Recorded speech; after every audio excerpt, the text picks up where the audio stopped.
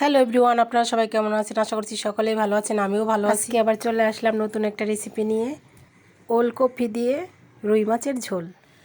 রুই মাছগুলো ভালো করে পরিষ্কার করে নিয়েছি, এখন লবণ হলুদ দিয়ে মেখে নেব।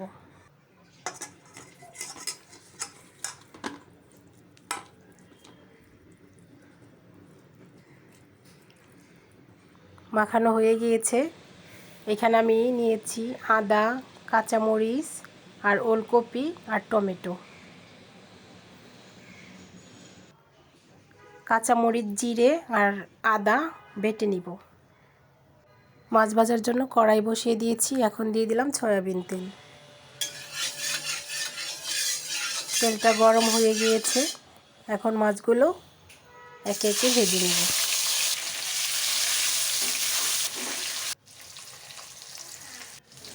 বন্ধুরা, আমার চ্যানেলে যদি নতুন হয়ে থাকেন তাহলে সাবস্ক্রাইব করে পাশে থাকবেন। মাছগুলো উল্টে পাল্টে ভেজে নেব।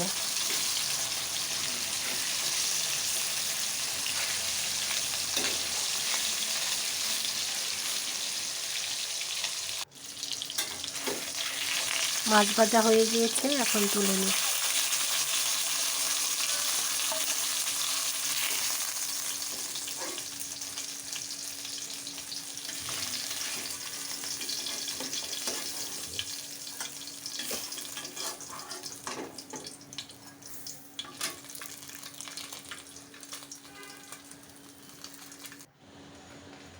মাছ ভাজা তেলেই ওলকপি ভেজে নেব।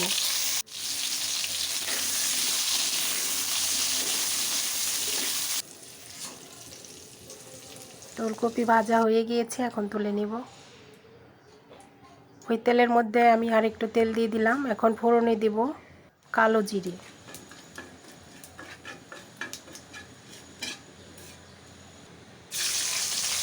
কেটে রাখা একটা টমেটো দিয়ে দিলাম, আর দিয়ে দিলাম কাঁচামরিচ, আদা আর জিরে বাটা। আদা, কাঁচামরিচ, জিরে বাটাটা ভালো করে তেলে ভেজে নিব। এখন দিয়ে দিব স্বাদ মতো লবণ।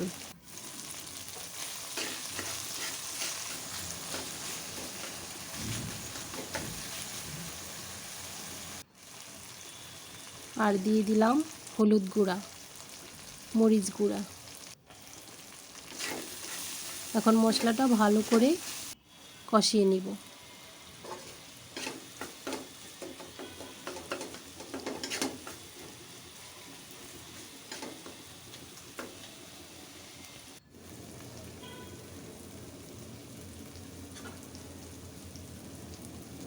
তো বন্ধুরা, দেখতেই পাচ্ছেন মশলা থেকে তেল উঠে গিয়েছে।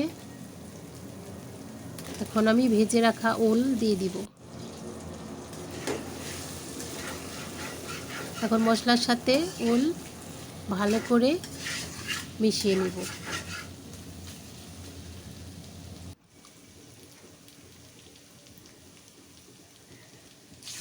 তো মিশানো হয়ে গিয়েছে, এখন আমি পরিমাণ মতো ঝোলের জন্য জল দিয়ে দিব।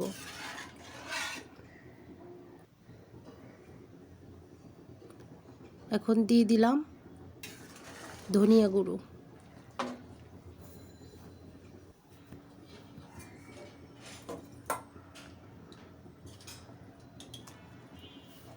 তরকারির ঝোল ফুটে গিয়েছে, এখন ভেজে রাখা মাছ দিয়ে দিলাম।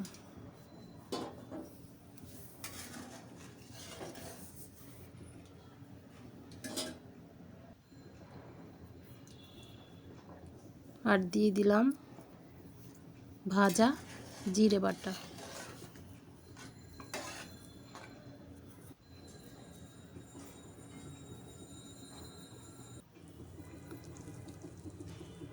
আর দিয়ে দিয়েছি টমেটো, আর দিয়ে দিলাম ধনিয়া পাতা।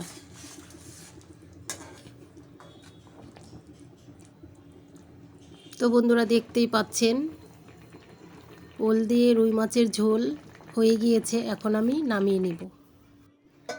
তো বন্ধুরা, দেখতেই পাচ্ছেন ওল দিয়ে রুই মাছের ঝোল কত লোভনীয় হয়েছে। রেসিপিটি যদি ভালো লেগে থাকে তাহলে অবশ্যই লাইক, কমেন্ট, শেয়ার, সাবস্ক্রাইব করে পাশে থাকবেন। সবাইকে অনেক অনেক ধন্যবাদ।